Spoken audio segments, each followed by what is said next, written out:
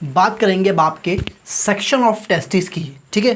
तो टेस्टिस का सेक्शन देखेंगे हम माइक्रोस्कोप के अंदर, ठीक। तो आप देखिएगा ध्यान से कि ये मैंने आपको बताया था कि टेस्टिस की आउटर मोस्ट लेयर होती है ट्यूनिका वजाइनलिस, ठीक है। और जो इसके अंदर की लेयर है ट्यूनिका वजाइनलिस के अंदर जो लेयर है आपके, वो है आपके ट्यूनिका एल्बुजिनिया। और एल्बुजिनिया आपकी डिवाइड करती है टेस्टिस को 250 कंपार्टमेंट में। और 250 कंपार्टमेंट में आप देखेंगे कि हर एक कंपार्टमेंट में आपको 1 से लेकर 3 तक कॉइल ट्यूब मिलती हैं, जिनको आप क्या बोलते हैं, सेमिनिफेरस ट्यूब्यूल्स, ठीक है। तो अब हम करेंगे क्या कि इस टेस्टिस को यहाँ से काट करके इसका सेक्शन देखेंगे माइक्रोस्कोप के अंदर, ठीक है। तो मैंने टेस्टिस को यहाँ से काटा आपके, और फिर मैंने इस सेक्शन को देखा कहाँ पे, माइक्रोस्कोप में। तो आप देखेंगे कि ये माइक्रोस्कोप में कैसा दिखेगा आपको। तो आप लिखिए यहाँ पे सेक्शन ऑफ टेस्टिस,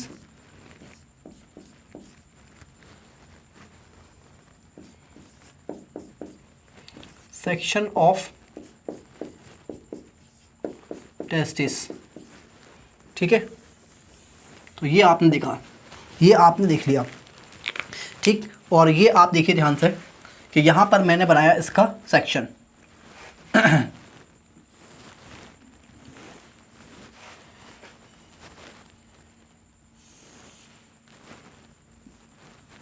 ओके। और अब आप देखिए कि मैंने यहाँ से सेक्शन काटा है इसका। तो आप मुझे बताइए, मुझे इसके अंदर कितनी सेमिनिफेरस ट्यूब्यूल दिखेंगी। तो आप कहेंगे कि आपको 2 सेमिनिफेरस ट्यूब्यूल दिखेंगी, क्योंकि काटने के बाद 2 सेमिनिफेरस ट्यूब्यूल कटी हैं, ठीक है। तो मैंने देखिए आपके यहाँ पे 2 सेमिनिफेरस ट्यूब्यूल।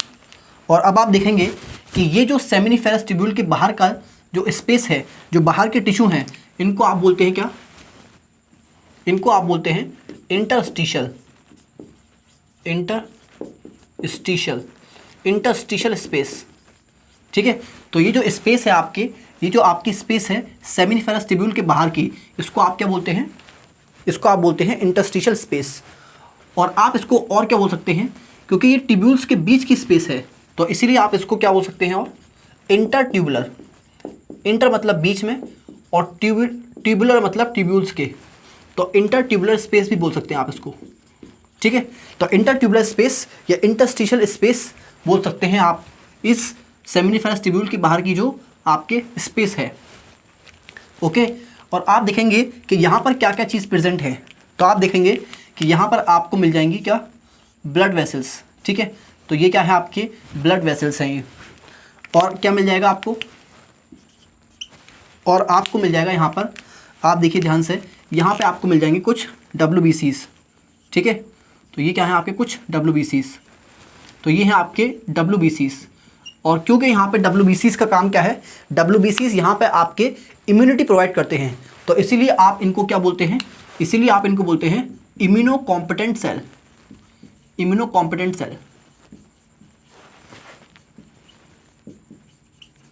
ठीक है।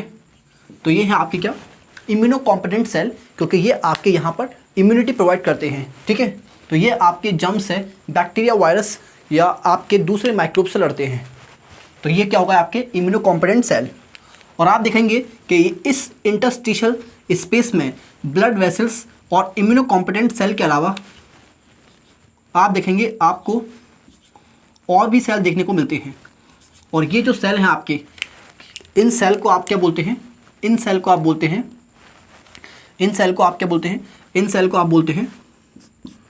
इंटरस्टिशियल सेल, ठीक है। या आप बोल सकते हैं इनको क्या, लेडिक सेल, ओके। तो आपने देखा कि इंटरस्टिशियल स्पेस में या इंटरट्यूबुलर स्पेस में आपके 3 तरह के सेल देखने को मिले, आपको 3 तरह के सेल देखने के लिए मिले।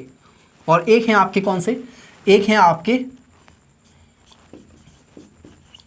इंटरस्टिशियल सेल, या आप इनको और क्या बोलते हैं, लेडिक सेल, ठीक है, लेडिक सेल। और क्या देखने को मिला आपको, और आपको देखने को मिले ब्लड वेसल, ओके।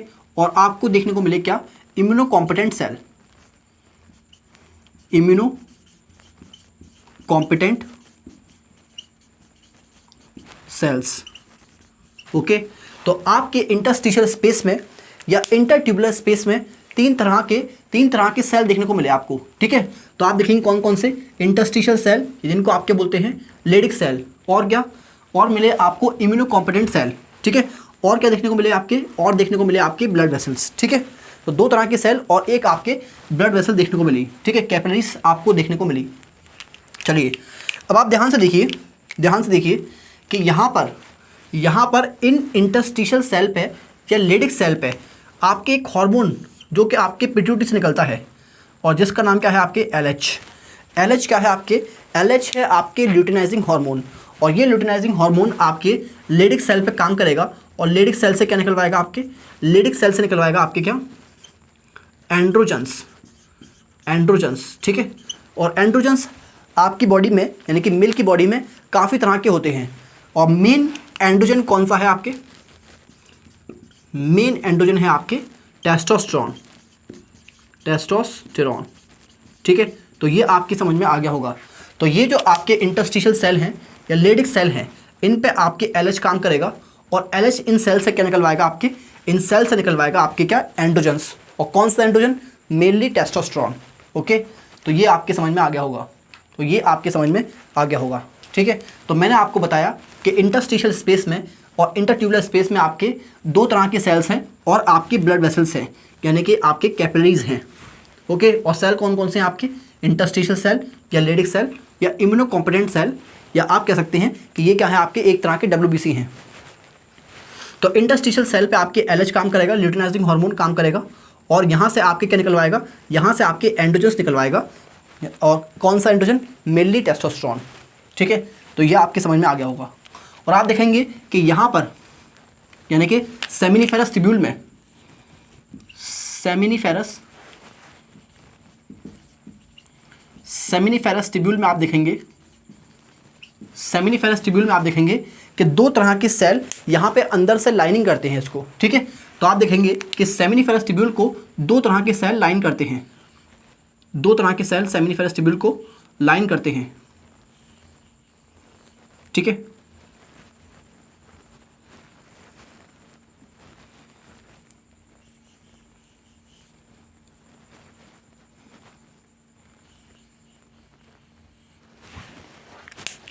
तो दो तरह के सेल आपके सेमिनिफेरस ट्यूब्यूल को लाइन करते हैं।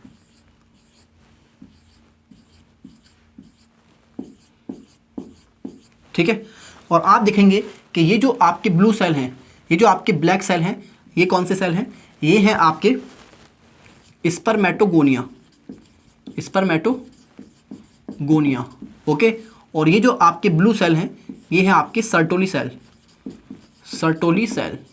ओके, तो आप देखिए ध्यान से कि सेमिनिफेरस ट्यूब्यूल, आप कह सकते हैं कि सेमिनिफेरस ट्यूब्यूल को दो तरह के सेल आपके लाइन करते हैं। ओके, तो आप लिखेंगे क्या, lined by two types of cells. Okay, और कौन कौन से सेल आपके, और कौन कौन से सेल हैं वो, एक हैं आपके स्पर्मेटोगोनिया, और स्पर्मेटोगोनिया को और क्या बोलते हैं आप, स्पर्मेटोगोनिया को आप बोलते हैं मेल जर्म सेल्स। ठीक है, तो स्पर्मेटोगोनिया को और क्या बोलते हैं आप, मेल जर्म सेल्स, या आप कह सकते हैं इनको क्या, इमेच्योर स्पर्म। तो ये है आपके क्या, इमेच्योर स्पर्म, और आगे जाकर के ये डेवलप कर जाएंगे किसके अंदर, स्पर्मेटोजुआ के अंदर। और स्पर्मेटोजुआ क्या है आपके, स्पर्मेटोजुआ है आपकी मेच्योर स्पर्म। ठीक है, तो आप कह सकते हैं कि यहाँ पर आपके स्पर्मेटोगोनिया में या मेल जर्म सेल में, ये कह लीजिए आपके इमेच्योर स्पर्म में क्या होगा, डेवलपमेंट होगा, ये कह सकते हैं क्या, स्पर्मेटोजेनेसिस होगा, और ये आपकी डेवलप कर जाएंगे किसके अंदर, मेच्योर स्पर्म, ये कह सकते हैं क्या, स्पर्मेटोजुआ। ओके, और दूसरे कौन से सेल हैं आपके इसमें, आप कहेंगे कि दूसरे सेल हैं जो लाइन करते हैं सेमिनिफेरस ट्यूब्यूल को, वो है आपके सर्टोली सेल। ठीक है, सर्टोली सेल। ओके, और जब आप देखेंगे कि ये जो स्पर्मेटोगोनिया है, जब ये डेवलप करके आपके स्पर्म बना रहे होंगे, यानी कि जब ये आपके डेवलपमेंट स्टेज में होंगे, तो आप कह सकते हैं कि डेवलपिंग स्पर्म। तो डेवलपिंग स्पर्म को आपके न्यूट्रिशन कौन प्रोवाइड करता है, उनके डेवलपमेंट के लिए उनको खाना, उनको न्यूट्रिशन कौन प्रोवाइड करता है, तो आप कह सकते हैं कि सर्टोली सेल। सर्टोली सेल आपके क्या प्रोवाइड करते हैं, लिखेंगे क्या आप, प्रोवाइड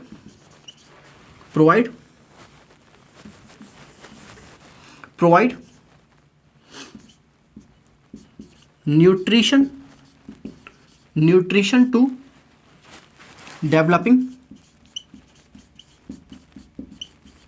डेवलपिंग स्पर्म। ठीक है, तो आप कह सकते हैं क्या, provide nutrition to developing sperm. और आप देखिए कि ये छोड़ते हैं, सीक्रेट करते हैं, क्या सीक्रेट करते हैं, तो आप देखेंगे ध्यान से कि इन सर्टोली सेल पे आपके कौन सा हार्मोन काम करता है, इन सर्टोली सेल पे आपके काम करता है FSH। ठीक है, तो FSH क्या है आपके, FSH का मतलब है फॉलिकुलर स्टिमुलेटिंग हार्मोन। ठीक है, तो ये कौन सा है आपके, फॉलिकुलर स्टिमुलेटिंग हार्मोन। तो FSH जब सर्टोली सेल पे काम करता है, तो सर्टोली सेल से ये आपके सीक्रेट करवाता है 3 चीज़ें। ठीक है, तो ध्यान से देखिएगा आप क्या क्या ये सीक्रेट करवाता है।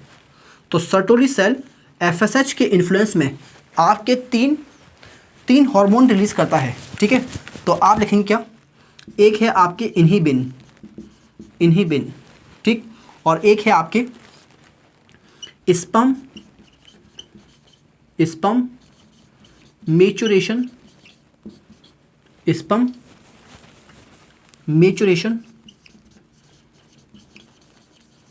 Factor. Okay, sperm maturation factor, या आप कह सकते हैं SMF। Okay, inhibin, sperm maturation factor, और आप कहेंगे क्या, एंड्रोजन बाइंडिंग प्रोटीन्स। ठीक है, या आप कह सकते हैं क्या, ABP। ओके, तो आप देखेंगे कि सेमिनिफेरस ट्यूब्यूल 2 तरह के सेल से लाइन होता है। एक होते हैं आपके स्पर्मेटोगोनिया, या आप कह सकते हैं मेल जर्म सेल्स, या आप कह सकते हैं इमेच्योर स्पर्म। और जब आपके इनमें स्पर्मेटोजेनेसिस होगा, यानी कि जब ये डेवलप कर जाएंगे, तो ये बन जाएंगे आपके क्या, स्पर्मेटोजोआ, या क्या आपके मेच्योर स्पर्म। ओके, और आप देखेंगे कि दूसरे सेल जो हैं आपके, जो लाइन करते हैं सेमिनिफेरस ट्यूब्यूल को, वो है आपके सर्टोली सेल, और ये डेवलपिंग स्पर्म को न्यूट्रिशन प्रोवाइड करते हैं। ठीक है, फूड प्रोवाइड करते हैं, या कह सकते हैं खाना प्रोवाइड करते हैं डेवलपिंग स्पर्म को। और आप देखेंगे कि FSH जब सर्टोली सेल पे काम करेगा, तो सर्टोली सेल से निकलवाएगा क्या, इनहिबिन, स्पर्म मैच्योरेशन फैक्टर और एंड्रोजन बाइंडिंग प्रोटीन। ठीक है, चलिए, तो यहाँ तक आपके समझ में आया होगा। लेकिन आप पूछेंगे कि इनहिबिन और स्पर्म मैच्योरेशन फैक्टर और एंड्रोजन बाइंडिंग प्रोटीन का काम क्या है, तो इन दोनों का काम हम बाद में पढ़ेंगे। इनहिबिन और स्पर्म मैच्योरेशन फैक्टर का काम हम आगे की क्लास में पढ़ेंगे। लेकिन आप देखिए एंड्रोजन बाइंडिंग प्रोटीन का काम क्या है। ठीक है, तो आप देखेंगे कि टेस्टोस्टेरोन, ये कह सकते हैं आपके एंड्रोजन्स आपके क्या करवाते हैं, ये टेस्टोस्टेरोन आपके स्पर्मेटोजेनेसिस करवाता है। आप जानते हैं कि टेस्टोस्टेरोन आपके क्या करवाता है, स्पर्मेटोजेनेसिस। ये कह सकते हैं कि स्पर्मेटोजेनेसिस किस हार्मोन की वजह से होता है, आपके टेस्टोस्टेरोन की वजह से। ओके, तो आप देखेंगे कि ये जो टेस्टोस्टेरोन है, ये आपके इंटरस्टिशियल सेल छोड़ते हैं इंटरस्टिशियल स्पेस में। लेकिन आप देखेंगे कि यहाँ पर स्पर्मेटोजेनेसिस कहाँ हो रहा है, सर्टोली सेल के अंदर, सेमिनिफेरस ट्यूब्यूल के अंदर। तो इंटरस्टिशियल सेल आपके टेस्टोस्टेरोन छोड़ते हैं, लेकिन आपके स्पर्मेटोजेनेसिस सेमिनिफेरस ट्यूब्यूल के अंदर हो रहा है। तो टेस्टोस्टेरोन को अंदर सेमिनिफेरस ट्यूब्यूल के अंदर कौन अट्रैक्ट करेगा, तो ये आपके एंड्रोजन बाइंडिंग प्रोटीन इस टेस्टोस्टेरोन को, ये कह सकते हैं एंड्रोजन्स को अट्रैक्ट करते हैं। कहाँ पे अट्रैक्ट करते हैं, कहाँ पे, सेमिनिफेरस ट्यूब्यूल के अंदर। तो आप लिखेंगे क्या, ये करते क्या हैं आपके, increase concentration of androgen in seminiferous tubule. ठीक है, एसटी का मतलब क्या है, सेमिनिफेरस ट्यूब्यूल। ओके, ये आपके समझ में आ गया होगा। तो आप देखेंगे इंटरस्टिशियल सेल टेस्टोस्टेरोन छोड़ते हैं, और टेस्टोस्टेरोन चाहिए किस लिए, स्पर्मेटोजेनेसिस के लिए। और ये आपके कहाँ होता है, ये होता है सेमिनिफेरस ट्यूब्यूल के अंदर। तो सेमिनिफेरस ट्यूब्यूल के अंदर आपके androgen binding protein Sertoli cell छोड़ेंगे जो आपके अटैक करेंगे किसको, जो आपके अटैक करेंगे किसको, ये अटैक करेंगे किसको, एंड्रोजन्स को इन सेमिनिफेरस ट्यूब्यूल। ठीक है। और आप देखेंगे यहाँ पे जो सेंटर में कैविटी होती है सेमिनिफेरस ट्यूब्यूल के, इसको आप क्या बोलते हैं, इसको आप बोलते हैं ल्यूमेन। ठीक है, ये हमारे बाद में काम आएगा। ये जो सेंटर में कैविटी है इसको आप क्या बोलते हैं, ल्यूमेन। तो ये आपकी समझ में आ गया होगा। तो यहाँ तक आप लिख लीजिए यहाँ तक आप लिख लीजिए। इसके बाद हम पढ़ेंगे क्या, आपके एसेरी ग्लैंड्स। ओके, तो ये आप लिख लीजिए। तो अब बात करेंगे आपके एसेरी ग्लैंड्स की। ठीक है, तो आप हेडिंग डालिए आपके एसेरी ग्लैंड्स। ओके, तो आप देखिए कौन कौन सी एसेरी ग्लैंड्स होती हैं मेल रिप्रोडक्टिव सिस्टम में। तो आप लिखिए यहाँ पर, आप लिखिए यहाँ पर सेमिनल वेसिकल्स। ठीक है, और ये कितनी होती हैं आपके, ये होती हैं आपके 2, यानी कि ये होती हैं आपके पेयर्ड। और आप लिखिए दूसरी, आप लिखिए प्रोस्टेट, और प्रोस्टेट होती है आपके सिंगल यानी कि अनपेयर्ड। और तीसरी है आपके बल्बो यूरिथ्रल। ठीक है, बल्बो यूरिथ्रल, बल्बो यूरिथ्रल।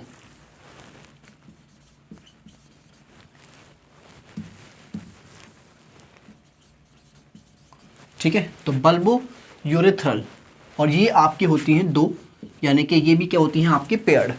तो मेल रिप्रोडक्टिव सिस्टम में आपके 3 एसेरी ग्लैंड्स होती हैं, सेमिनल वेसिकल, प्रोस्टेट और बल्बो यूरिथ्रल। बल्बो यूरिथ्रल और आपके सेमिनल वेसिकल पेयर्ड होती हैं, यानी कि 2 होती है, और प्रोस्टेट आपके अनपेयर्ड होती है, यानी कि सिंगल होती है। ठीक है, और आप देखेंगे कि सेमिनल वेसिकल आपके क्या क्या सीक्रेट करता है। तो ये आपके सीक्रेट करता है फ्रक्टोस। ठीक है, फ्रक्टोस और एक हार्मोन जिसको आप बोलते क्या है, प्रोस्टाग्लैंडिन। प्रोस्टाग्लैंडिन, ठीक है, प्रोस्टाग्लैंडिन। और क्या छोड़ता है ये, और ये कुछ एंजाइम्स छोड़ता है। ठीक है, और कुछ एंजाइम्स भी छोड़ता है। ओके, इसका ओवरऑल सिक्रीशन कैसा होता है, बेसिक होता है, यानी कि एल्कलाइन होता है। ठीक है, तो ओवरऑल सिक्रीशन कैसा है इसका, एल्कलाइन या बेसिक। ठीक, अब आप देखिए प्रोस्टाग्लैंडिन। तो प्रोस्टाग्लैंडिन क्या क्या छोड़ता है, तो ये छोड़ता है आपके स्पर्मिन। और स्पर्मिन काम क्या करता है, स्पर्मिन आपके रेस्पॉन्सिबल होता है स्पर्म की मोटिलिटी के लिए। ठीक है, तो स्पर्मिन आपके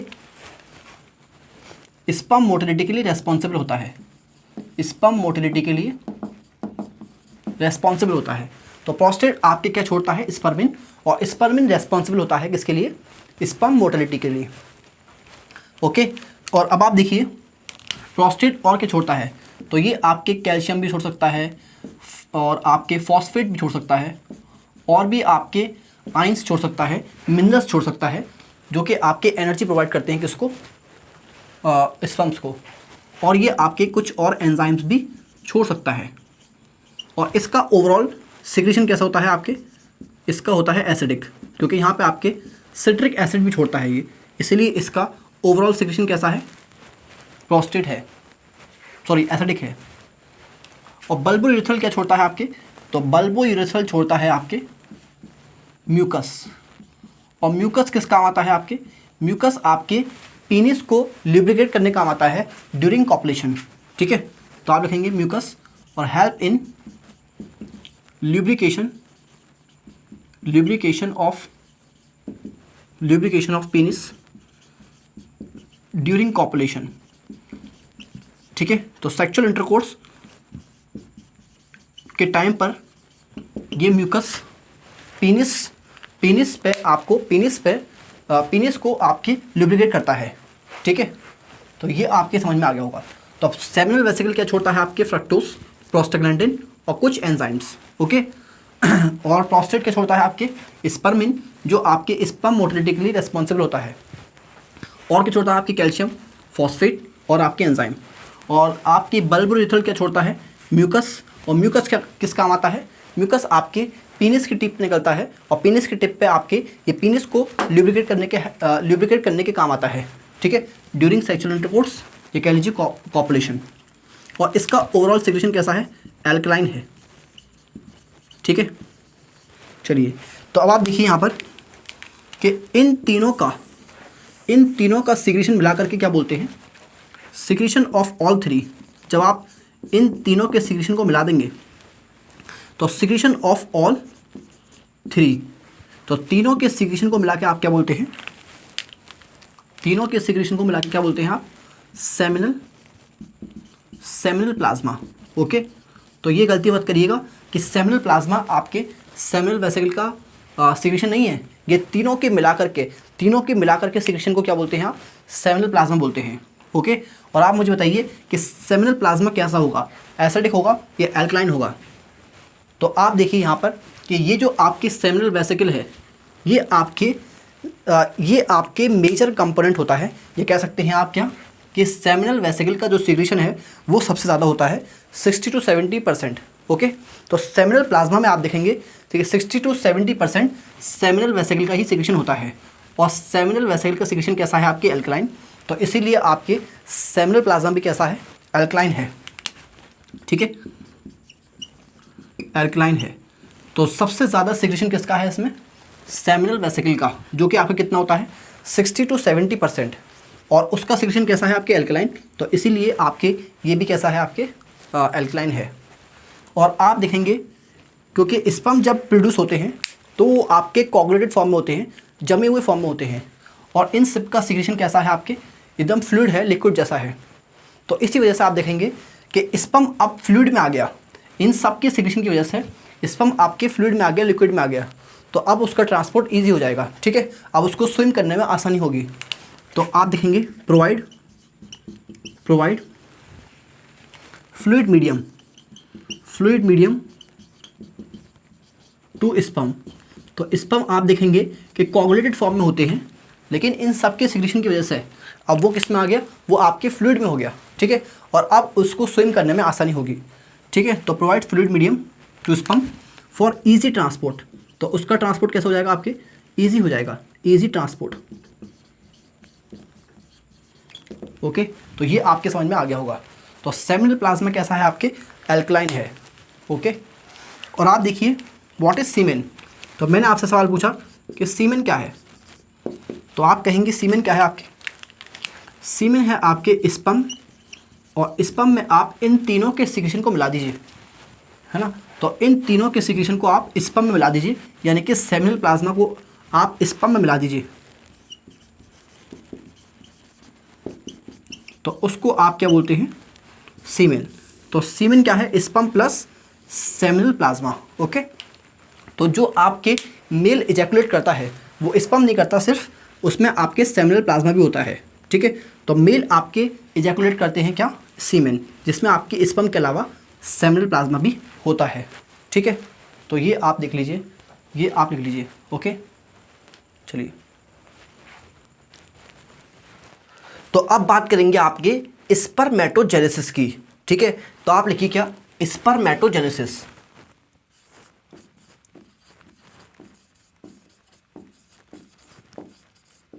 और स्पर्मेटोजेनेसिस का मतलब होता है, स्पर्मेटोजेनेसिस का मतलब है आपके फॉर्मेशन ऑफ स्पर्म, ठीक है। तो जेनेसिस का मतलब क्या है यहाँ पे, फॉर्मेशन। तो आप लिखिए स्पर्मेटोजेनेसिस का मतलब क्या है,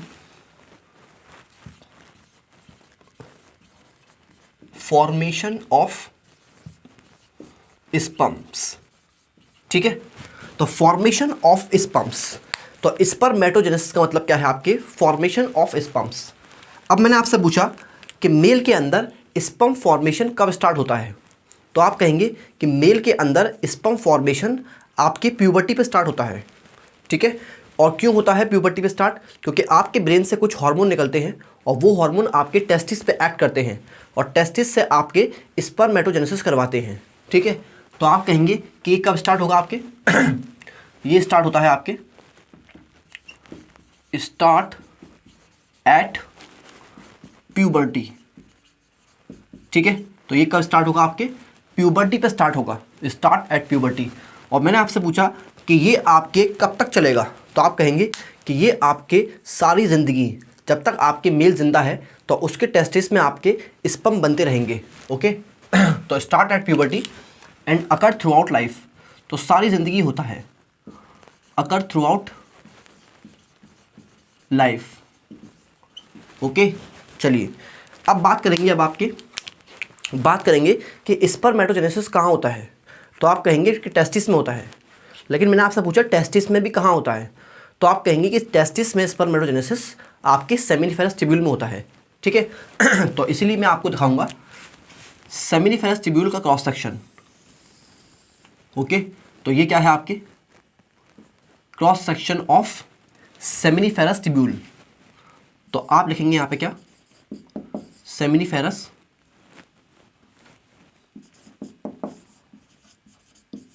सेमिनिफेरस ट्यूब्यूल। ओके और सेमिनिफेरस ट्यूब्यूल आपके दो तरह के सेल से लाइन होता है। ठीक है तो आप कहेंगे कि सेमिनिफेरस ट्यूब्यूल आपके दो तरह के सेल से लाइन होता है। तो यहां मैंने आपको दिखाए दो तरह के सेल, तो ये कौन से सेल हैं आपके, ये जो सेल हैं इनको आप क्या बोलते हैं, इनको आप बोलते हैं सर्टोली सेल। ठीक है और दूसरे सेल जो आपके सेमिनिफेरस ट्यूब्यूल को लाइन करते हैं वो होते हैं आपके स्पर्मेटोगोनिया। ठीक है तो ये क्या है आपके स्पर्मेटोगोनिया।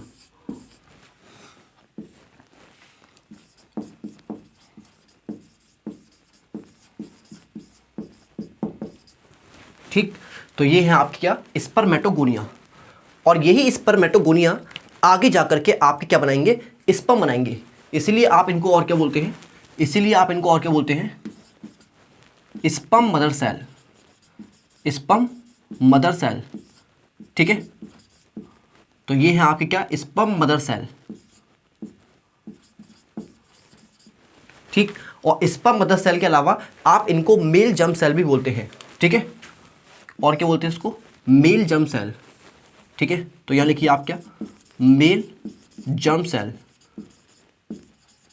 या आप बोल सकते हैं इसको क्या, इमेच्योर स्पर्म, ठीक है क्योंकि आगे जाकर के ये आपके स्पर्म बनाएंगे या कह लीजिए स्पर्म में डेवलप हो जाएंगे। ठीक है और ये कौन से सेल है आपके, ये है आपके सर्टोली सेल। तो ये है आपके क्या सर्टोली सेल। तो आप जानते हैं कि टेस्टिस के अंदर स्पर्मेटोजेनेसिस कहाँ होता है, सेमिनिफेरस ट्यूब्यूल में होता है। और सेमिनिफेरस ट्यूब्यूल में आपके दो तरह के सेल होते हैं, तो आप कहेंगे एक होते हैं आपके सर्टोली सेल और दूसरे होते हैं आपके स्पर्मेटोगोनिया। और स्पर्मेटोगोनिया डेवलप करके आपके स्पर्म बनाते हैं, इसीलिए आप इनको और क्या बोलते हैं, स्पर्म मदर सेल या मेल जर्म सेल या आपके इमेच्योर स्पर्म। ठीक है तो यहाँ पर मैंने आपको दिखाया क्या, यहाँ पर मैंने आपको दिखाया स्पर्मेटोगोनिया। ओके तो ये क्या है आपके स्पर्मेटोगोनिया।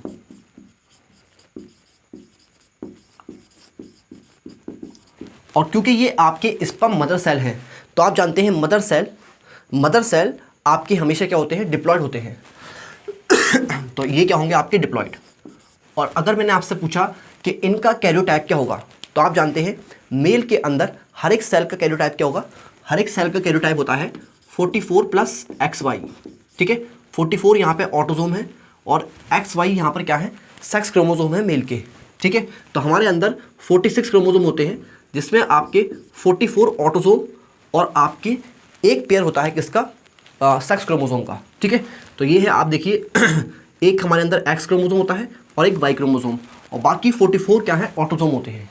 तो ये आपके स्पर्मेटोगोनिया का या स्पर्म मदर सेल का कैरियोटाइप है और ये आपके डिप्लॉयड है। ठीक है अब मैंने आपसे पूछा ये बताइए क्या स्पर्मेटोगोनिया कभी मरते नहीं है, क्या ये आपके इमोर्टल हैं, तो आप कहेंगे नहीं ये आपके मोर्टल होते हैं, ये मरते हैं। तो इसका मतलब एक टाइम तो ऐसा आएगा कि स्पर्म के अंदर सेमिनिफेरस ट्यूब्यूल या टेस्टिस के अंदर स्पर्मेटोगोनिया खत्म हो जाना चाहिए, लेकिन ये ख़त्म नहीं होंगे। क्यों, क्योंकि ये आपके डिवाइड करते रहेंगे और अपना नंबर बढ़ाते रहेंगे। ठीक है अपना नंबर बढ़ाते रहेंगे और कुछ स्पर्मेटोगोनिया मरते रहेंगे, तो इस तरह से इनका नंबर मेंटेन रहेगा।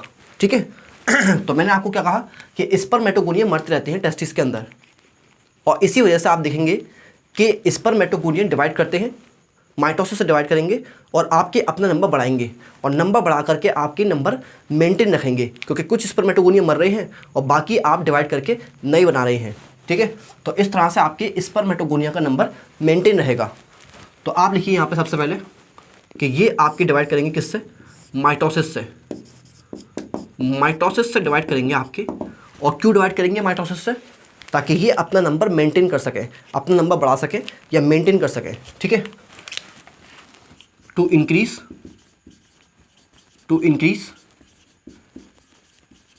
And maintain number. ठीक है, और क्योंकि माइटोसिस हुआ है तो आप जानते हैं माइटोसिस के बाद आपके डिप्लॉइड सेल डिप्लॉइड ही रहेगा, क्योंकि माइटोसिस क्या है, आपके माइटोसिस आपके इक्वेशनल डिवीजन होता है। ठीक है, यहाँ पे आपके क्रोमोसोम नंबर हाफ नहीं होते, जितने क्रोमोसोम हैं सेल में उतने ही रहेंगे। ठीक है, तो क्योंकि ये क्या है, आपके इक्वेशनल डिवीजन है, इक्वेशनल डिवीजन। ठीक, अब देखिए ध्यान से कि ये क्या है आपके, ये भी आपके स्पर्मेटोगोनिया ही है, स्पर्मेटोगोनिया। अब आप देखेंगे कि कुछ स्पर्मेटोगोनिया साइज में बड़े हो जाएंगे। ठीक है, तो साइज में बड़े हो गए तो आप कहेंगे कि अब ये दूसरे स्पर्मेटोगोनिया से अलग हो गए, डिफ्रेंशिएट हो गए। ठीक है, तो अब मैंने कहा आपसे कि कुछ स्पर्मेटोगोनिया, बहुत सारे स्पर्मेटोगोनिया में से कुछ स्पर्मेटोगोनिया साइज में बड़े हो जाएंगे, और साइज में बड़े हो जाएंगे तो ये अब आपके दूसरे स्पर्मेटोगोनिया से अलग दिखेंगे आपको, तो आप कहेंगे कि ये डिफ्रेंशिएट हो गए, दूसरों से अलग हो गए। ठीक है, तो आप लिखेंगे यहाँ पे आपके लिखेंगे सम स्पर्मेटोगोनिया,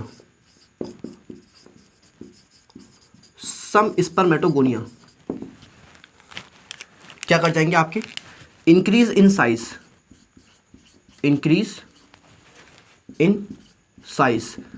में बड़े हो जाएंगे। और साइज में बड़े कैसे होंगे आपके, इनके अंदर जो साइटोप्लाज्म है या प्रोटोप्लाज्म है उनका कंटेंट बढ़ जाएगा। ठीक है, तो साइटोप्लाज्म का कंटेंट बढ़ जाएगा तो ये साइज में ज़्यादा साइज में बड़े हो जाएंगे। ठीक है, तो इंक्रीज इन साइज कह सकते हैं बाय इंक्रीजिंग साइटोप्लाज्मिक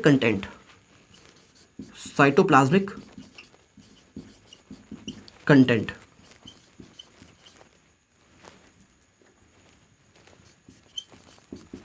ओके, और अब ये दूसरों से अलग हो जाएंगे तो आप कहेंगे क्या, ये डिफ्रेंशिएट कर जाएंगे, डिफ्रेंशिएट। ओके, और अब देखेंगे कि ये जो बड़े स्पर्मेटोगोनिया हैं, जो डिफ्रेंशिएटेड स्पर्मेटोगोनिया हैं, उनको आप क्या बोलते हैं, उनको आप बोलते हैं प्राइमरी स्पर्मेटोसाइट। ठीक है, प्राइमरी स्पर्मेटोसाइट। तो ये जो आपके डिफ्रेंशिएटेड स्पर्मेटोगोनिया हैं इनको आप क्या बोलेंगे, प्राइमरी स्पर्मेटोसाइट। ओके, और आप मुझे बताइए कि ये डिप्लॉइड होना चाहिए या हैप्लॉइड, तो क्योंकि यहाँ पे सिर्फ डिफ्रेंसिएशन हुआ है, कोई रिडक्शनल डिवीज़न नहीं हुआ है, तो इसीलिए ये क्या होंगे, डिप्लॉइड सेल से आपके डिप्लॉइड ही रहेंगे। और इनका भी कैरियोटाइप क्या होगा आपके 44+XY। ओके, चलिए अब आपके प्राइमरी स्पर्मेटोसाइट, ये प्राइमरी स्पर्मेटोसाइट में क्या होगा, आपके प्राइमरी स्पर्मेटोसाइट में आपके मियोसिस होगा, और अब आपके यहाँ से क्या बनेंगे, सेकेंडरी स्पर्मेटोसाइट। ठीक है, तो सबसे पहले आप देखिए यहाँ पर कि यहाँ पर मैंने आपको क्या दिखाया, तो यहाँ लिखेंगे आप क्या, प्राइमरी स्पर्मेटोसाइट। ओके, तो ये क्या होगा आपके प्राइमरी स्पर्मेटोसाइट। और अब इसके अंदर क्या हुआ, अब इसके अंदर क्या होगा आपके मियोसिस वन।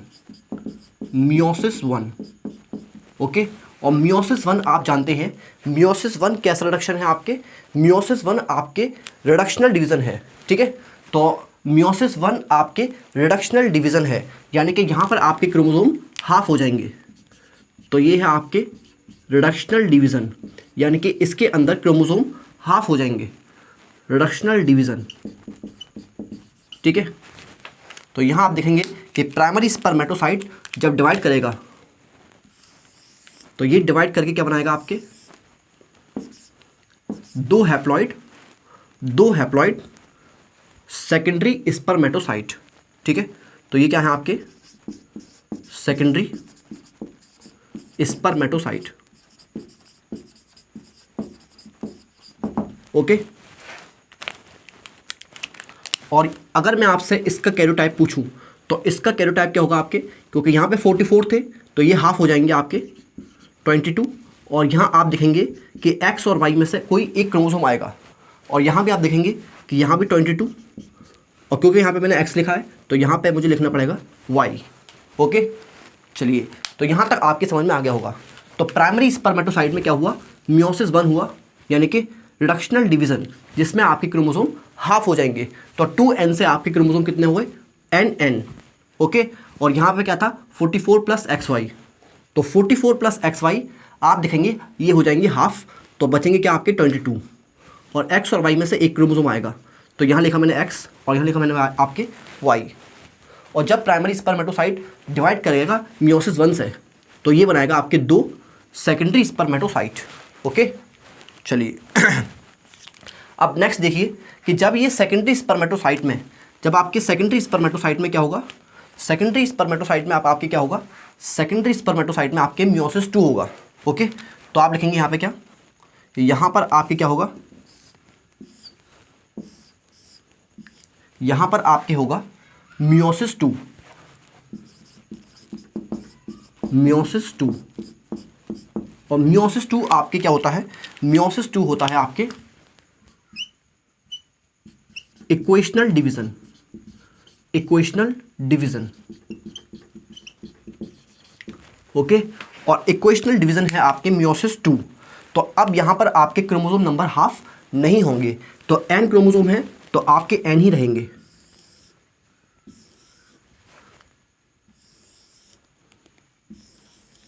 ओके, और ये हो जाएगा आपके n n n n।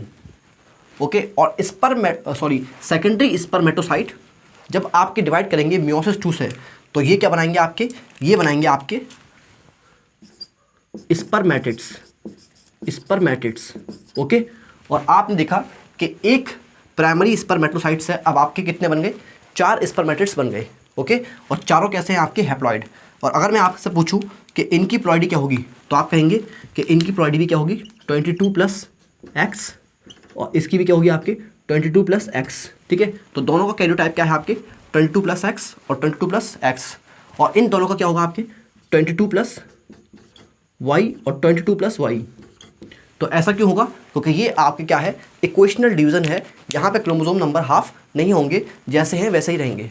ठीक है, तो यहाँ तक आपकी समझ में आ गया होगा, तो यहाँ तक आपकी समझ में आ गया होगा। तो मैंने क्या बताया आपको, यहाँ पे मैंने बताया आपको कि स्पर्मेटोजेनेसिस आपके स्टार्ट होता है प्यूबर्टी पे, और मेल के अंदर ये सारी ज़िंदगी चलता है। ठीक है, तो start at puberty and occur through out life. उसके बाद मैंने बताया कि स्पर्मेटोजेनेसिस आपके कहाँ होता है, स्पर्मेटोजेनेसिस होता है आपके सेमिनिफेरस ट्यूब्यूल में। ठीक है, तो सेमिनिफेरस ट्यूब्यूल में आपके 2 तरह के सेल होते हैं, एक होते हैं सर्टोरी सेल और एक होते हैं आपके स्पर्मेटोगोनिया, जिनको आप बोल सकते हैं क्या, स्पर्म मदर सेल, या क्या बोल सकते हैं आपके मेल जर्म सेल, या क्या बोल सकते हैं आपके इमेच्योर स्पर्म। तो स्पर्मेटोगोनिया ही आपके डेवलप करके क्या बनाएंगे, स्पर्म्स बनाएंगे। तो सबसे पहले आपने देखा कि स्पर्मेटोगोनिया क्योंकि स्पर्म मदर सेल है तो ये कैसे सेल होंगे, आपके डिप्लॉयड सेल होंगे, और इनका कैरियोटाइप क्या होगा आपके 44 + XY। अब ये जो स्पर्मेटोगोनिया है ये आपके मरते रहते हैं, तो मरने की वजह से इनका नंबर कम हो जाएगा। तो अपना नंबर मेंटेन करने के लिए, अपना नंबर बढ़ाने के लिए ये आपकी डिवाइड करेंगे माइटोसिस से। ठीक है, तो ये लिखेंगे आपके क्या, माइटोसिस से डिवाइड किए to increase and maintain number. और क्योंकि ये आपके इक्वेशनल डिवीज़न है तो इक्वेशनल डिवीज़न में आपके क्रोमोसोम नंबर हाफ नहीं होते, जितने हैं उतने ही रहेंगे। ठीक है, अब इतने सारे स्पर्मेटोगोनिया में से कुछ स्पर्मेटोगोनिया अपना साइज़ बढ़ा लेंगे, अपना साइटोप्लाज्मिक कंटेंट बढ़ा लेंगे, और ये अब दूसरों से अलग हो जाएंगे, यानी कि ये बड़े हो गए तो दूसरों से अलग हो गए, यानी कि दूसरों से ये डिफ्रेंशिएट हो गए। और जो डिफ्रेंशिएटेड स्पर्मेटोगोनिया हैं उन्हीं को आप क्या बोलते हैं, प्राइमरी स्पर्मेटोसाइट। ठीक है, तो प्राइमरी स्पर्मेटोसाइट भी क्या होंगे आपके, डिप्लॉयड होंगे, क्योंकि सिर्फ ये यहाँ पर डिफ्रेंसिएशन से बने हैं। ठीक है, तो यहाँ पे मैंने इसका प्लॉयडी लिखी 2n, और यहाँ पे लिखा क्या, इनका कैरियोटाइप यानी कि 44 + XY। अब प्राइमरी स्पर्मेटोसाइट में क्या हुआ, सबसे पहले प्राइमरी स्पर्मेटोसाइट में पहली बार हुआ आपके मियोसिस डिवीजन, और ये हुआ आपकी मियोसिस 1। और मियोसिस 1 होता है आपके क्या, रिडक्शनल डिवीजन, यानी कि यहाँ पे क्रोमोसोम नंबर हाफ हो जाएंगे।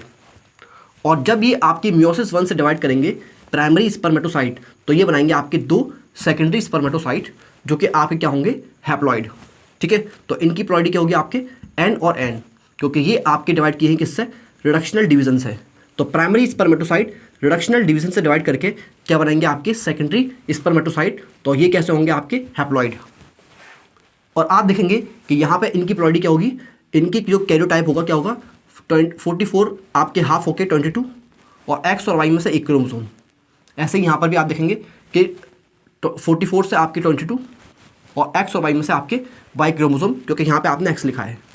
अब सेकेंडरी स्पर्मेटोसाइट में क्या होगा, मियोसिस 2 होगा, और मियोसिस 2 आपकी क्या होता है, इक्वेशनल डिवीजन। और इक्वेशनल डिवीजन है तो यहाँ पे क्रोमोसोम नंबर जितने हैं वैसे ही रहेंगे। ठीक है, और आपके सेकेंडरी स्पर्मेटोसाइट इक्वेशनल डिवीजन यानी कि मियोसिस 2 से डिवाइड करेंगे, और क्या बनाएंगे आपके स्पर्मेटिड्स। और स्पर्मेटिड्स कैसे होंगे आपके, सारे के सारे हैप्लॉइड, क्योंकि ये आपके हैप्लॉइड सेल से ही बने हैं। और इन सबका कैरियोटाइप क्या होगा आपके, 22 + X का क्या होगा, 22 + X, 22 + X, और यहाँ पे क्या होगा आपके 22 + Y और 22 + Y।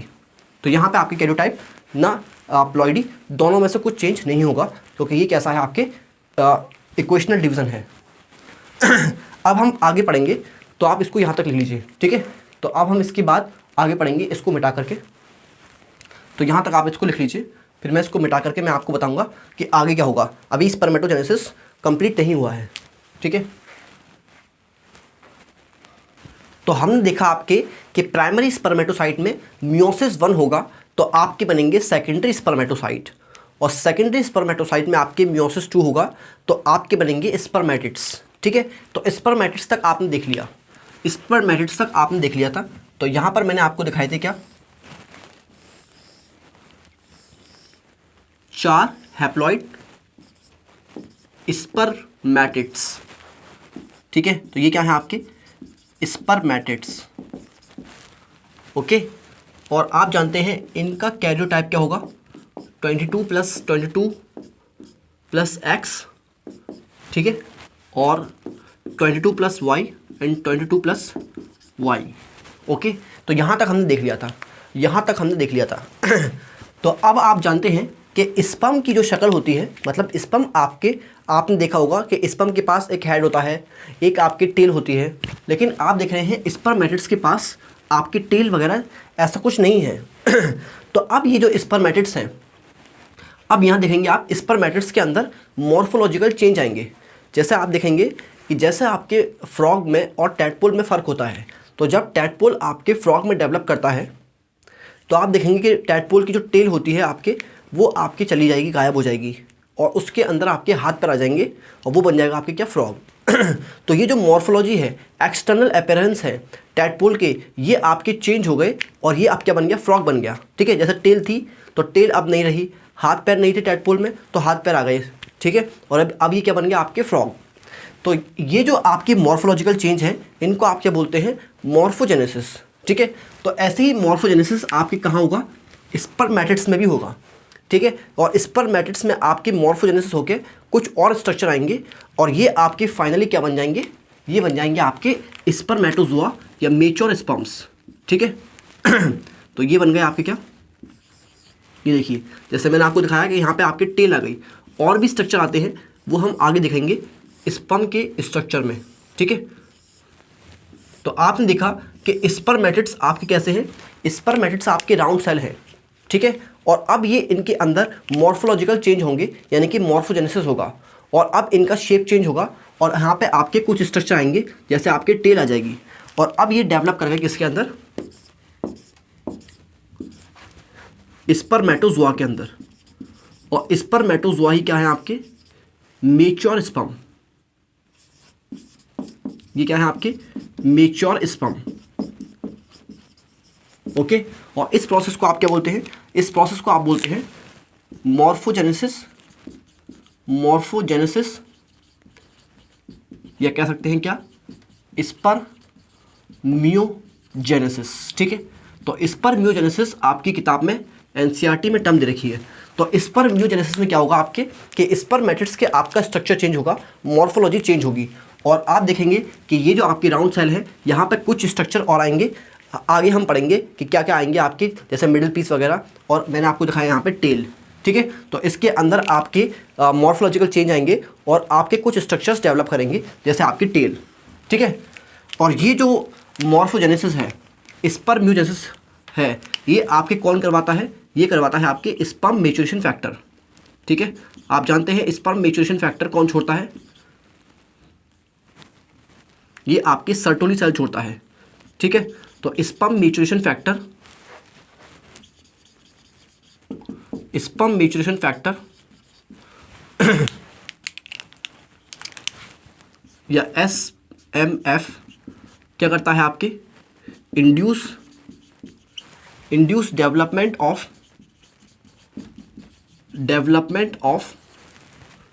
Spermatids into spermatozoa.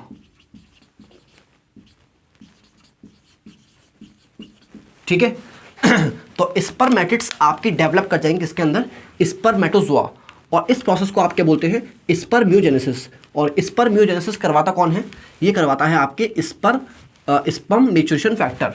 ठीक है, तो ये आपके समझ में आ गया होगा। और स्पर्म मैच्योरेशन फैक्टर को छोड़ता कौन है आपके, सर्टोली सेल, ये हम ऑलरेडी पढ़ चुके हैं। ठीक है, तो यहाँ तक आपके समझ में आ गया होगा कि स्पर्मेटिड्स के अंदर मॉर्फोलॉजिकल चेंज आएंगे और अब ये बन जाएगा क्या आपके स्पर्मेटोजोआ, और इसी प्रोसेस को आप क्या बोलते हैं, स्पर्मियोजेनेसिस या मॉर्फोजेनेसिस। ठीक है, और स्पर्म मैच्योरेशन फैक्टर ये आपके करवाता है।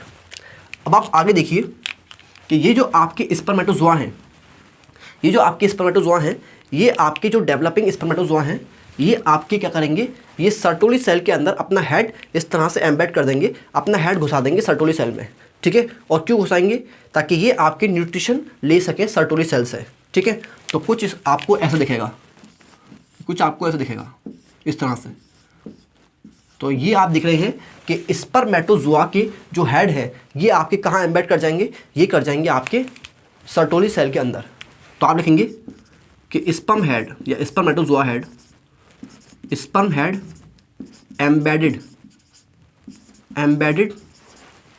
इन सर्टोली सेल, और सर्टोली सेल के अंदर इनका हेड एम्बेड क्यों करेगा, तो आप लिखेंगे फॉर न्यूट्रिशन, न्यूट्रिशन कह लीजिए या कह लीजिए नरिशमेंट। ठीक है, तो नरिशमेंट या न्यूट्रिशन के लिए आपके इनका हेड कहाँ एम्बेड कर जाएगा, सर्टोली सेल में। ठीक है, और आप देखिए जो सेमिनिफेरस ट्यूब्यूल के सेंटर में जो कैविटी होती है इसको आप क्या बोलते हैं, ल्यूमेन। ओके, ये हम पढ़ चुके हैं। अब आप देखिए क्या होगा, एक प्रोसेस होगा जिसको आप क्या बोलते हैं, स्पर्मिएशन, स्पर्मिएशन। ठीक है, और स्पर्मिएशन में क्या होता है कि जब आपके ये जो आपके स्पर्मेटोजोआ हैं, स्पर्मेटोजोआ अब आपके फुल्ली डेवलप हो गए और आपके सारा न्यूट्रिशन, मतलब खूब सारा न्यूट्रिशन आपके सर्टोली सेल से ले लिया। ठीक है, तो अच्छे से खाना पीना खा लिया, मतलब न्यूट्रिशन ले लिया सर्टोली सेल से, अब ये डेवलप हो गए फुल्ली। ठीक है, तो जब ये आपके अच्छे से डेवलप कर जाएंगे, फुल्ली डेवलप कर जाएंगे, तो अब आप देखेंगे कि ये आपके सर्टोली सेल से निकल जाएंगे, मतलब इनका जो हेड है आपके सर्टोली सेल से डिटैच कर जाएगा, और अब ये कहाँ जाएंगे, ल्यूमेन में आ जाएंगे, सेमिनिफेरस ट्यूब्यूल के। ठीक है, तो आप लिखेंगे क्या, आप क्या लिखेंगे, स्पर्मेशन। स्पर्मेशन का मतलब होता है sperm head, sperm head, sperm head detach from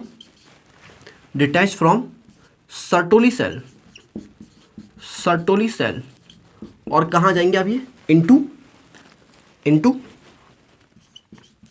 seminiferous, into the lumen of seminiferous tubule. ठीक है, सेमिनिफेरस ट्यूब्यूल। ओके, तो ये आपके समझ में आ गया होगा, तो ये आपके समझ में आ गया होगा। और आप देखेंगे कि एनसीईआरटी लिखती है कि स्पर्मेशन क्या लिखती है एनसीईआरटी, कि स्पर्मेशन में क्या होता है कि सर्टोली सेल से निकलेंगे और आपके एपिडिडाइमिस में आ जाएंगे। ठीक है। तो लेकिन ट्रू डेफिनेशन क्या है आपके, ट्रू डेफिनेशन यही है कि स्पर्म हेड आपके सर्टोली सेल से निकलेगा और आपके ल्यूमेन में आ जाएगा, ठीक है। और फिर ल्यूमेन से आपके दिखेंगे कि ये आपके रेडियोटेस्टिस, वासा डिफरेंशिया और फिर एपिडर्मिस में जाएगा। लेकिन फिर भी आपकी एनसीईआरटी लिखती है कि स्पर्म हेड आपके डिटैच करेगा सर्टोली सेल से और आपके कहाँ पहुँच जाएगा, एपिडर्मिस चला जाएगा, ठीक है। लेकिन मैंने आपको ट्रू डेफिनेशन लिखवा दी, और ट्रू डेफिनेशन क्या है कि सर्टोली सेल से आपके स्पर्म हेड डिटैच करेगा और ल्यूमेन में आ जाएगा। लेकिन फिर भी मैं आगे लिख दूंगा यहाँ पे कि and then release into epididymis. Okay, तो यहाँ तक आपके समझ में आ गया होगा।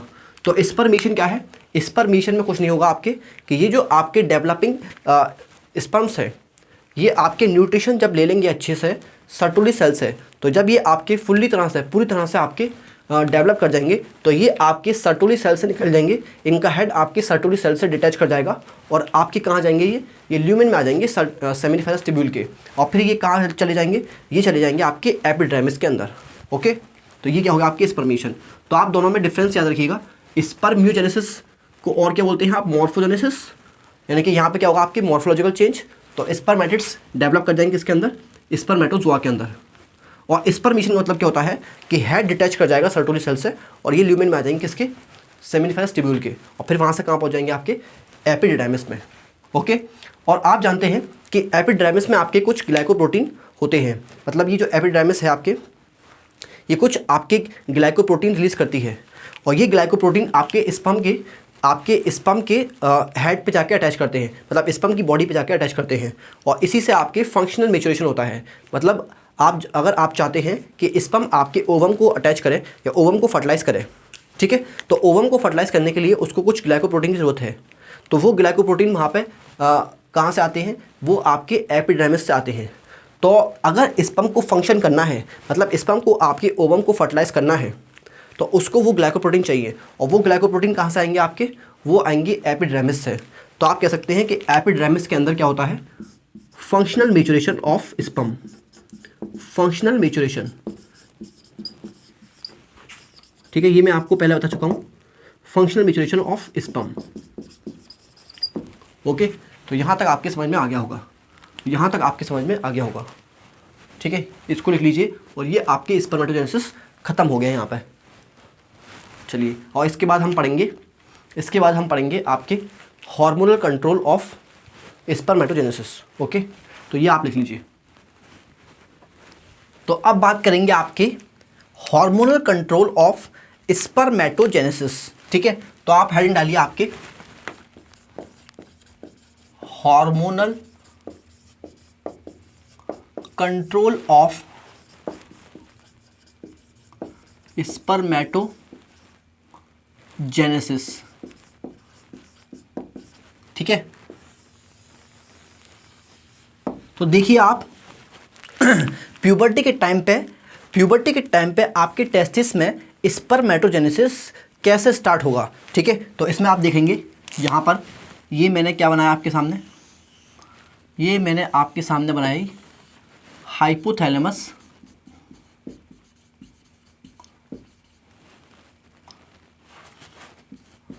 और ये है आपके क्या, ये है आपके पोस्टीरियर पिट्यूटरी, और ये है आपके एंटीरियर पिट्यूटरी, ठीक है। ये क्या है आपके एंटीरियर पिट्यूटरी।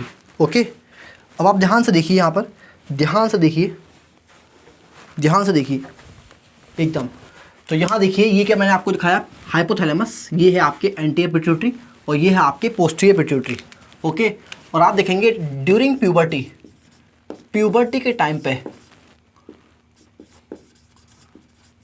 के टाइम पे आपके जो हाइपोथैलेमस है वो आपके एक हार्मोन छोड़ेगा जिसको आप बोलते हैं GnRH, और GnRH की फुल फॉर्म क्या है, GnRH की फुल फॉर्म है गोनैडोट्रोपिन रिलीजिंग हार्मोन।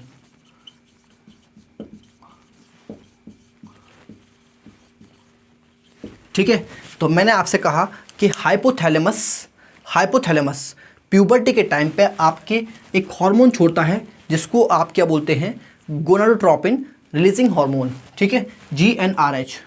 और ये GnRH अब जाएगा कहाँ पर, एंटीरियर पिट्यूटरी पे ये एक्ट करेगा, और एंटीरियर पिट्यूटरी पे एक्ट करके एंटीरियर पिट्यूटरी से निकलवाएगा आपकी क्या, Gn।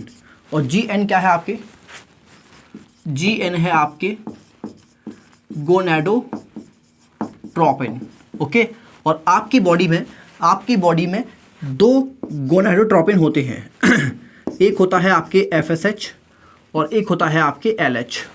और FSH की फुल फॉर्म क्या है, follicle stimulating hormone, follicle stimulating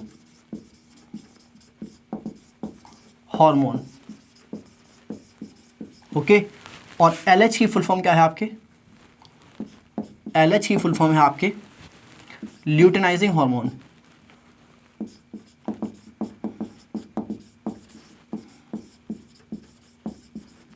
ठीक है।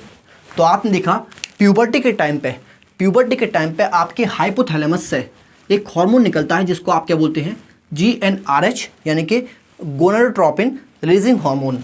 और ये गोनाडोट्रोपिन रिलीजिंग हार्मोन आपके कहाँ जाएगा, एंटीरियर पिट्यूटरी में जाएगा, और एंटीरियर पिट्यूटरी से निकलवाएगा आपके क्या, Gn, यानी कि गोनाडोट्रोपिन्स, ठीक है। और आपकी बॉडी में दो गोनाडोट्रोपिन्स होते हैं, एक होता है आपके FSH और एक होता है आपके LH। और FSH की फुल फॉर्म है फॉलिकल स्टिमुलेटिंग हार्मोन और LH की फुल फॉर्म है आपके क्या, ल्यूटेनाइजिंग हार्मोन, ठीक है। तो यहाँ तक आपने देख लिया। अब आप देखेंगे कि ये FSH काम करेगा कहाँ पर, ये FSH जाएगा और ये एक्ट करेगा आपके सर्टोली सेल्स पे, ठीक है। और सर्टोली सेल्स से आपके ये निकलवाएगा क्या, ये निकलवाएगा इनहिबिन, ओके। और निकलवाएगा आपके एंड्रोजन बाइंडिंग प्रोटीन, और निकलवाएगा क्या, स्पर्म मैच्योरेशन फैक्टर, ठीक है। और अब आप ध्यान से देखिए, स्पर्म मैच्योरेशन फैक्टर का काम मैं आपको बता चुका हूं। जब स्पर्मेटोजेनेसिस में आपके स्पर्मियोजेनेसिस होता है, यानी कि स्पर्मेटिड्स डेवलप करते हैं किसके अंदर, स्पर्मेटोजोआ के अंदर, तब आप देखेंगे कि ये जो प्रोसेस है, जब आपके स्पर्मेटिड्स डेवलप किए किसके अंदर, स्पर्मेटोजोआ के अंदर या मैच्योर स्पर्म के अंदर, यानी कि उसके अंदर क्या हुआ, स्पर्मियोजेनेसिस हुआ। तो स्पर्मियोजेनेसिस कौन करवाता है आपके, ये स्पर्म मैच्योरेशन फैक्टर करवाता है, ठीक है। तो स्पर्मियोजेनेसिस कह लीजिए या मॉर्फोजेनेसिस, जब आपके स्पर्मेटिड्स डेवलप कर जाते हैं, उनके अंदर टेल आ जाती है और बाकी सारे पार्ट्स आ जाते हैं, तो वो आपके डेवलप कर जाते हैं किसके अंदर, स्पर्मेटोजोआ के अंदर। तो ये जो प्रोसेस है इसको आप क्या बोलते हैं, स्पर्मियोजेनेसिस। और ये करवाता है कौन, आपके स्पर्म मैच्योरेशन फैक्टर, ठीक है। तो आप लिख लीजिए कि ये क्या करवाता है आपके, स्पर्मियोजेनेसिस, ओके। और एंड्रोजन बाइंडिंग प्रोटीन के बारे में बता चुका हूँ मैं आपको कि एंड्रोजन बाइंडिंग प्रोटीन इंक्रीज करते हैं concentration of androgens in seminiferous tubule, ठीक है। तो आप लिखेंगे क्या, increase concentration of androgens in seminiferous tubule,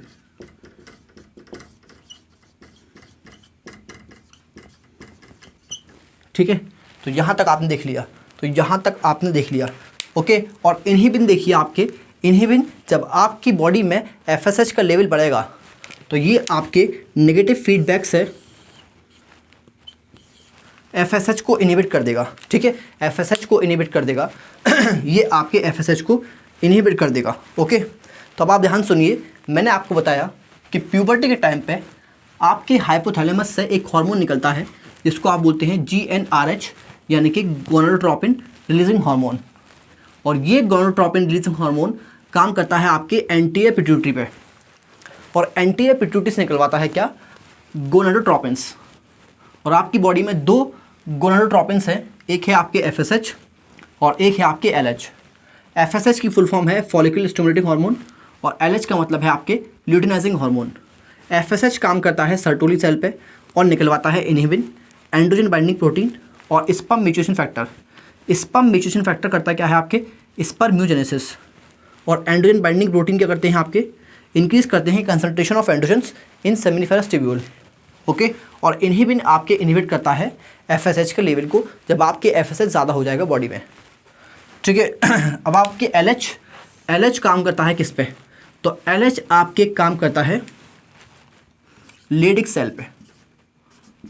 ठीक है, तो आप देखिए कि LH कहाँ काम करता है आपके लेडिक सेल पे, और लेडिक सेल से ये आपके क्या निकलवाएगा? ये निकलवाएगा आपके एंड्रोजन्स। और कौन सा एंड्रोजन? Mainly testosterone. ठीक है, तो ये एंड्रोजन्स निकलवाता है, और मेनली जो एंड्रोजन है आपकी बॉडी में वो मेनली कौन सा है? टेस्टोस्टेरोन है, टेस्टोस्टेरोन। ओके, और आप जानते हैं एंड्रोजन्स यानी कि टेस्टोस्टेरोन आपकी बॉडी में क्या करवाते हैं? स्पर्मेटोजेनेसिस करवाते हैं। ठीक है, तो आप क्या लिखेंगे यहाँ पे? ये करवाते हैं क्या? स्पर्मेटोजेनेसिस। ओके, और आप देखेंगे कि मेल के अंदर जो एसआई डक्ट्स और ग्लैंड्स हैं, ठीक है, एसआई डक्ट्स जैसे आपके रेड टेस्टिस, वास एफ्रेंशिया, एपिडिडर्मिस, वास डिफरेंस, ठीक है, ये क्या है? आपके एसआई डक्ट्स हैं। और एसआई ग्लैंड कौन सी हैं? प्रोस्टेट, बल्बो यूरेथ्रल और सेमिनल वेसिकल्स। तो इनके फंक्शन को कौन मेंटेन करता है? तो इनके फंक्शन को मेंटेन करता है आपके एंड्रोजन्स। ठीक है, तो आप क्या लिखेंगे यहाँ पे? मेंटेन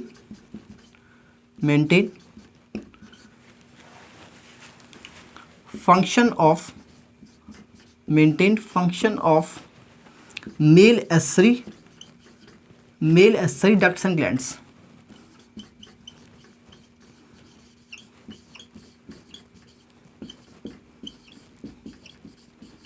ठीक है, यहाँ तक आपकी समझ में आ गया होगा। ठीक है, अब आप देखेंगे कोई मेल अगर इजैकुलेट नहीं कर रहा है काफ़ी टाइम से, ठीक है, तो अब उसकी बॉडी में स्पर्म बनते नहीं रहेंगे, और इस वजह से आप देखेंगे कि स्पर्म फॉर्मेशन को आपको रुकवाना पड़ेगा। अगर कोई मेल इजैकुलेट नहीं कर रहा है तो अब एक टाइम तक उसकी बॉडी में स्पर्म बनेंगे और फिर आपके स्पर्म बनना बंद हो जाएंगे। तो ये कैसे होगा आपके कि जब एंड्रोजन का लेवल ज़्यादा हो जाएगा तो ये एंड्रोजन आपके नेगेटिव फीडबैक देंगे आपके हाइपोथैलेमस को भी और आपके एंटीरियर पिट्यूटरी को भी।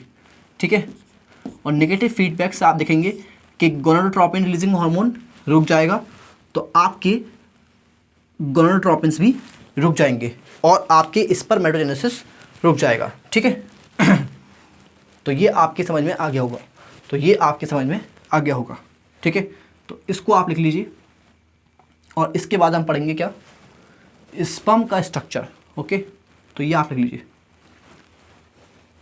तो बात करेंगे अब आपके स्ट्रक्चर ऑफ स्पर्म्स। ठीक है, तो सबसे पहले आप लिखिए स्पर्म्स।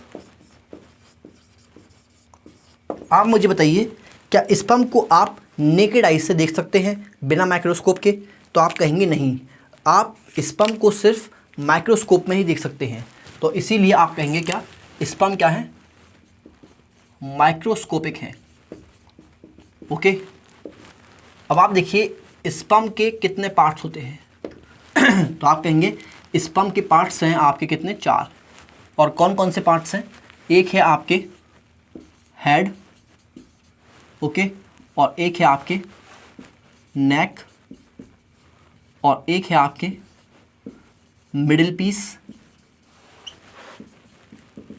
और एक है आपके टेल। ठीक है, तो बनाना शुरू करते हैं। आपके यहाँ पर मैंने आपके क्या बनाया? मैंने आपके ये बनाया स्पर्म। ठीक है,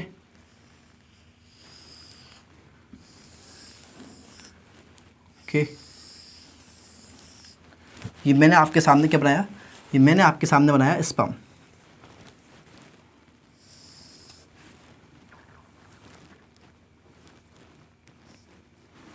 ठीक है, तो ये मैंने आपके सामने क्या बनाया? स्पर्म। और स्पर्म का ये जो पार्ट है ये है आपके हेड, और ये क्या है आपके? ये है आपके नेक, और ये है आपके यहाँ से यहाँ तक मिडिल पीस,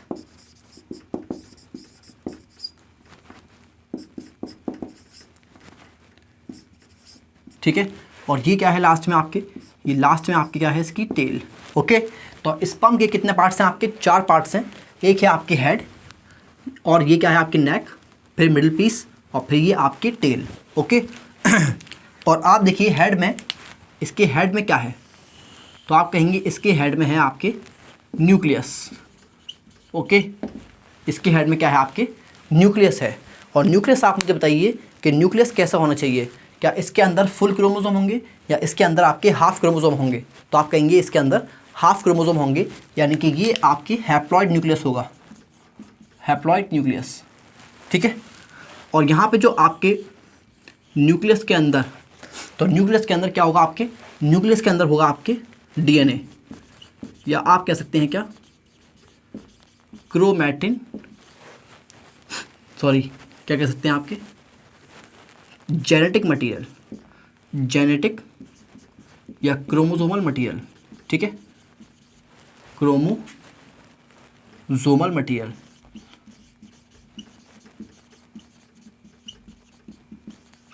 ओके, तो ये आपने देख लिया। तो न्यूक्लियस है, न्यूक्लियस कैसा होगा आपके हैप्लॉइड होगा, क्योंकि ये आपके मियोसिस से बनते हैं। और डीएनए, और डीएनए को आप क्या बोल सकते हैं, जेनेटिक या क्रोमोसोमल मटेरियल, ठीक है। और आप देखेंगे कि यहाँ पर हेड की टिप पर, हेड की टिप पर आपके कैप लाइक स्ट्रक्चर होता है, और इसको आप क्या बोलते हैं एक्रोसोम, ठीक है। तो इसके बारे में बात करेंगे हम, इसके बारे में बात करेंगे। और यहाँ देखिए आप नेक में, तो आप देखिए नेक में क्या है, नेक में आपके 2 छोटे छोटे से सेंट्रियोल हैं। ओके, और आप देखिए मिडिल पीस में क्या है, मिडिल पीस में आपके क्या है, ये मिडिल पीस में होते हैं आपके माइटोकॉन्ड्रिया, ठीक है। तो मिडिल पीस में क्या होते हैं आपके ये माइटोकॉन्ड्रिया। ओके तो यहाँ तक आपने देख लिया। तो सबसे पहले आप देखिए, सबसे पहले आप देखिए ये जो सबसे आउटर मोस्ट लेयर है, ये क्या हो गया आपके प्लाज्मा मेम्ब्रेन, ठीक है। तो ये प्लाज्मा मेम्ब्रेन पूरे स्पर्म को कवर करेगी, ठीक है। प्लाज्मा मेम्ब्रेन इसकी पूरी बॉडी को कवर करेगी, कवर होल बॉडी, ठीक है। तो ये जो प्लाज्मा मेम्ब्रेन है ये स्पर्म की पूरी बॉडी को कवर कर रही है। ओके, और अब आप देखिए एक्रोसोम, तो ध्यान से देखिए यहाँ पे एक्रोसोम, तो आप लिखेंगे यहाँ पे क्या एक्रोसोम। Okay, acrosome. तो आप मुझे बताइए ये कैसा स्ट्रक्चर है, तो आप कहेंगे ये आपके कैप लाइक स्ट्रक्चर है, ये आपके कैसा स्ट्रक्चर है, कैप लाइक स्ट्रक्चर है। और ये आप देखिए कि स्पर्म इस तरह से मूव कर रहा है, तो आप कहेंगे कि ये आपके कहाँ पर है, ये आपके फ्रंट पार्ट पे है, या कह सकते हैं एंटीरियर पार्ट पे है, ठीक है। तो आप कहेंगे क्या कि ये कवर करता है क्या, कवर फ्रंट, या कह लीजिए क्या anterior part, anterior part of head. तो ये हेड के एंटीरियर पार्ट पे है, फ्रंट पार्ट पे है। ओके, तो अगर स्पर्म इस तरह से मूव कर रहा है तो आप देखेंगे एक्रोसोम कहाँ है, इसके हेड की टिप पर है, या कह सकते हैं आपके हेड के फ्रंट पे है, ठीक है। तो एंटीरियर पार्ट ऑफ हेड को ये कवर करता है। अब आप ध्यान से देखिए, ध्यान से देखिए, तो आप कहेंगे कि एक्रोसोम, एक्रोसोम के अंदर क्या है, तो आप देखेंगे एक्रोसोम के अंदर होता है आपके बहुत सारे एंजाइम्स, तो आप कहेंगे क्या फिल्ड विद एंजाइम्स। और उन एंजाइम्स को आप क्या बोलते हैं प्यार से, उन एंजाइम को आप बोलते हैं स्पर्म लाइसेंस, ठीक है, स्पर्म लाइसेंस। ओके, तो ये क्या है आपके स्पर्म लाइसेंस से भरा होता है। तो एक्रोसोम में क्या है आपके स्पर्म लाइसेंस हैं, एंजाइम्स हैं। और आप देखेंगे कि जब आपके स्पर्म ओवम से जाकर के अटैच करेगा, ठीक है, तो आप देखेंगे कि ओवम की वॉल आपके काफ़ी सारी लेयर से मिलकर बनी होती है।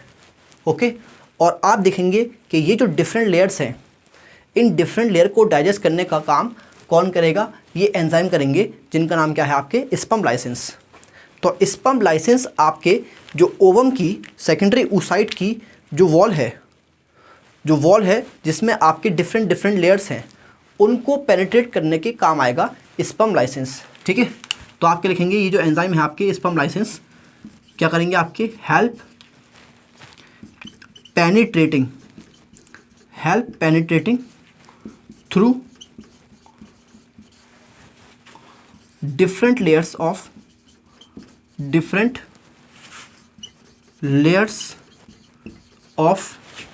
help penetrating through different layers of ovum, या कह लीजिए आपके क्या, सेकेंडरी oocyte।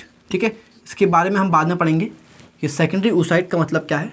ठीक है, तो आप कह लीजिए ओवम या सेकेंडरी oocyte। ओके, तो यहाँ लिख देता हूँ पूरा, सेकेंडरी oocyte। ठीक है, तो help penetrating through different layers of secondary oocyte या ओवम। ठीक है, तो इसका मतलब क्या है कि जब ये आपके इसकी वॉल को पेनिट्रेट कर पाएगा स्पर्म, तभी तो आपके ओवम को फर्टिलाइज कर पाएगा। तो इसका मतलब ये है कि ये आपके एंजाइम किस काम आ रहे हैं, ये फर्टिलाइजेशन में काम आ रहे हैं। ठीक है, तो thereby help in fertilisation of ovum. तो आपके एक्रोसोम किस काम आता है, ओवम को फर्टिलाइज करने में हेल्प करता है स्पर्म की। ठीक है, तो आपके समझ में आ गया होगा। तो एक्रोसोम क्या है, आपके एक्रोसोम आपके कैप लाइक स्ट्रक्चर है जो कि आपके फ्रंट पार्ट पे स्पर्म के, ये कह सकते हैं कि एंटीरियर पार्ट पे प्रेजेंट होता है। ठीक है, एंटीरियर पार्ट को कवर करता है और ये आपके फिल्ड होता है किससे, एंजाइम से, जिनको आप क्या बोलते हैं, स्पर्म लाइसेंस। और ये स्पर्म लाइसेंस करते क्या हैं कि स्पर्म लाइसेंस जो ओवम की जो वॉल है उसकी जो डिफरेंट लेयर्स हैं उनको पेनिट्रेट करने में हेल्प करता है, उनको डाइजेस्ट करने में हेल्प करता है।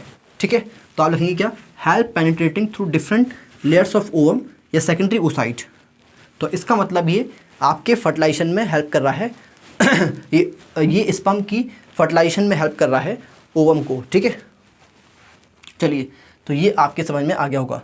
तो ओवम को फर्टिलाइज करने में स्पर्म की हेल्प कर रहा है आपके कौन, एक्रोसोम, या एक्रोसोम के अंदर जो आपके एंजाइम प्रेजेंट हैं। तो ये आपके समझ में आ गया होगा। ठीक है, और अब आप देखिए यहाँ पर ध्यान से यहाँ ध्यान से देखिए मिडिल पीस में। तो मिडिल पीस में आप देख रहे हैं क्या, मिडिल पीस में क्या होते हैं, माइटोकॉन्ड्रिया। ठीक है, तो जब आप माइक्रोस्कोप में देखेंगे माइटोकॉन्ड्रिया को, तो ये माइटोकॉन्ड्रिया आपके कुछ इस तरह से स्पाइरली अरेंज होते हैं। ठीक है, तो मिडिल पीस में आप देखेंगे तो ये आपके जैसे आपके जो स्टेयर्स होते हैं गोल गोल, ये कह सकते हैं आपके कि स्पाइरली अरेंज होते हैं ये माइटोकॉन्ड्रिया। तो आप क्या लिखेंगे, ये जो माइटोकॉन्ड्रिया हैं मिडिल पीस में, तो आप यहाँ लिखिए मिडिल पीस में, मिडिल पीस में आप देखेंगे कि 25 से 30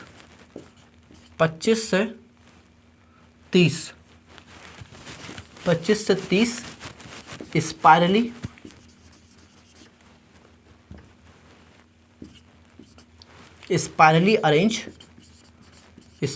अरेंज माइटोकॉन्ड्रिया होते हैं। ओके, तो आप देखेंगे मिडिल पीस के अंदर क्या है, 25 से 30 आपके स्पाइरली अरेंज माइटोकॉन्ड्रिया होते हैं। ओके, और ये माइटोकॉन्ड्रिया करते क्या हैं, ये माइटोकॉन्ड्रिया आप जानते हैं माइटोकॉन्ड्रिया क्या है, पावर हाउस ऑफ सेल। तो ये आपके एनर्जी प्रोवाइड करते हैं टेल को, आपके टेल के मूवमेंट के लिए। ठीक है, तो ये टेल मूव करेगी जिससे आपकी स्पर्म आपके मोटिलिटी शो करेगा, यानी कि स्पर्म आपके मूव कर सकता है, आपके आगे बढ़ सकता है। ठीक है, तो स्पर्म की मोटिलिटी, ये कह लीजिए आपके टेल के मूवमेंट के लिए एनर्जी कौन प्रोवाइड करता है, ये माइटोकॉन्ड्रिया करता है। ठीक है, तो आप कहेंगे प्रोवाइड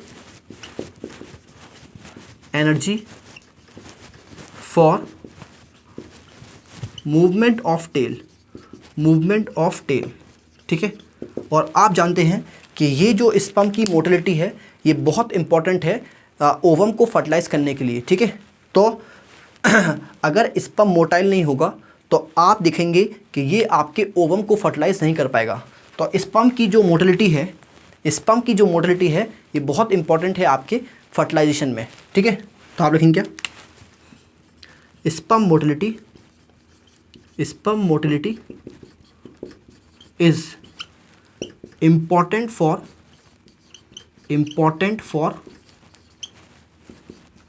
फर्टिलाइजेशन, ठीक है। तो स्पर्म मोटिलिटी इंपॉर्टेंट है आपके फर्टिलाइजेशन के लिए। बिना स्पर्म की मोटिलिटी के आप देखेंगे कि स्पर्म आपके ओवम को फर्टिलाइज नहीं कर पाएगा, ठीक है। और यहाँ जो सेंट्रियोल हैं, ये जो आपके सेंट्रियोल हैं, सेंट्रियोल, एक सेंट्रियोल आपके जाएगा कहाँ पर, एक सेंट्रियोल जब ये आपके स्पर्म फर्टिलाइज करेगा ओवम को, तो ये आपके ओवम में चला जाएगा और आपके ओवम को डिवाइड करने में हेल्प करेगा। यानी कि जब आपके स्पर्म का हेड चला जाएगा कहाँ पे, ओवम में, तो स्पर्म से ये फर्टिलाइज हो जाएगा ओवम, और क्या बन जाएगा, जाइगोट। और ये सेंट्रियोल, एक सेंट्रियोल चला जाएगा वहाँ पे अंदर, जाइगोट के अंदर, और जाइगोट को डिवाइड करने में हेल्प करेगा, ठीक है। और ये जो दूसरा जो सेंट्रियोल है, ये आपके किस काम आता है, ये आपके एक्सियल फिलामेंट बनाता है। ये क्या है आपके, एक्सियल फिलामेंट। और एक्सियल फिलामेंट का काम क्या है, एक्सियल फिलामेंट आपके सपोर्ट करता है टेल को, ठीक है। तो टेल के मूवमेंट के टाइम पे ये टेल को सपोर्ट करता है कि ऐसा ना हो कि ये टेल टूट जाए स्पर्म से, ठीक है। तो ये एनसीईआरटी में दिया नहीं है, तो मैं लिखवा नहीं रहा हूँ उसको ठीक है। बाकी आपके समझ में आ गया होगा, कि यहाँ मिडिल पीस में आपके कितने होते हैं, 25 से 30 माइटोकॉन्ड्रिया होते हैं स्पाइरली अरेंज, जो कि आपके टेल के मूवमेंट के लिए एनर्जी प्रोवाइड करते हैं। और स्पर्म की जो मोटिलिटी है वो इम्पॉर्टेंट है फर्टिलाइजेशन के लिए, ठीक है। एक्रोसोम में आपके क्या है, एक्रोसोम में आपके एंजाइम्स हैं, और ये एंजाइम्स आपके जो ओवम की वॉल है उसको पेनिट्रेट करने में हेल्प करते हैं, ठीक है। यानी कि ये आपके फर्टिलाइजेशन में हेल्प करते हैं। और ये एक्रोसोम आपके कहाँ होता है, फ्रंट पार्ट पे, एंटीरियर पार्ट पे होता है हेड के। और स्पर्म के आपके 4 पार्ट हैं, हेड, नेक, मिडिल पीस और टेल, ठीक है। और जो नेक है उसमें आपके 2 सेंट्रियोल होते हैं, एक सेंट्रियोल आपके एंटर कर जाता है किसके अंदर, ओवम के अंदर। तो अब ये ओवम फर्टिलाइजेशन के बाद क्या बन जाएगा, जाइगोट। और ये जो सेंट्रियोल है इस जाइगोट को डिवाइड करने में हेल्प करेगा। और दूसरा जो सेंट्रियोल है वो आपके क्या बनाएगा, एक्सियल फिलामेंट, जो कि आपके टेल को सपोर्ट करेगा, ठीक है। तो ये आप लिख लीजिए, यहाँ तक, ठीक है। तो आपने अभी स्पर्म का स्ट्रक्चर देखा, और अब आप मुझे बताइए कि सिंगल इजैकुलेट में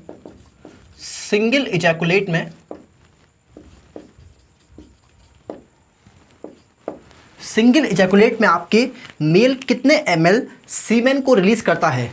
तो आप मुझे बताइए कि सिंगल इजैकुलेट में मेल आपके कितना सीमेन इजैकुलेट करता है, ठीक है।